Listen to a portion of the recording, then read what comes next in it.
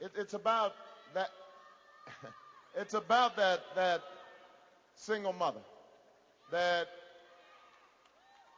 needs support to help raise her kids. It's about those workers who have lost their jobs and need to be retrained. It's about breaking down barriers so that ordinary Americans can work hard and make a better life for their children and their grandchildren.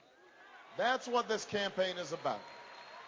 And so I don't want to lose sight of that. I don't want to be distracted, and I don't want to be divided. And I've noticed that the other side, the tactics they're going to try to employ is not to make this campaign about you, but to try to make it about me. They're going to try to they're going to try to feed you fear and feed you doubt. They say, you know, this he doesn't look like the usual presidential candidate. He's got a funny name. We don't know him. We don't know what he stands for. Well, let me tell you, if you need to know what I stand for, let me tell you quickly a little bit about myself. I was born to a teenage mother.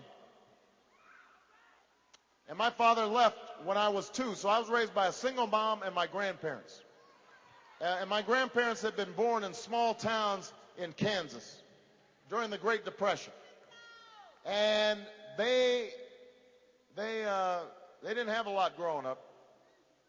And after Pearl Harbor, my grandfather, he joined Patton's army and marched across Europe to help defeat fascism.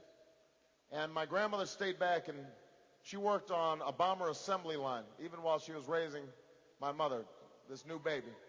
And when my grandfather came home, the United States government said to him and all the other veterans, he said, you know, we're going to invest in you. Because if you can succeed in your dreams, the whole country will be stronger and more prosperous. And so they gave him a GI Bill that allowed him to go to college. And then they offered him an FHA loan to help him buy that first home. And when my mother got older, she was able to get a scholarship to go to college. And even though she never had a lot, and sometimes when she was working and going to school at the same time, she needed some food stamps to help us eat at home. But you know what? She was still able to send me and my sister to some of the best schools in the world. My story is only possible here in America.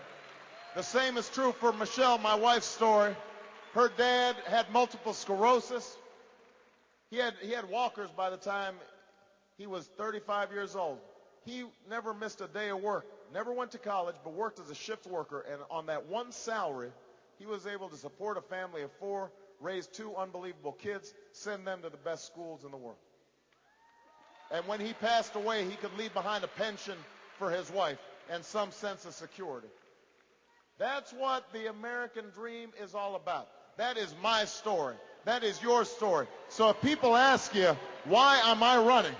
What do I stand for? What are my values? What makes me patriotic?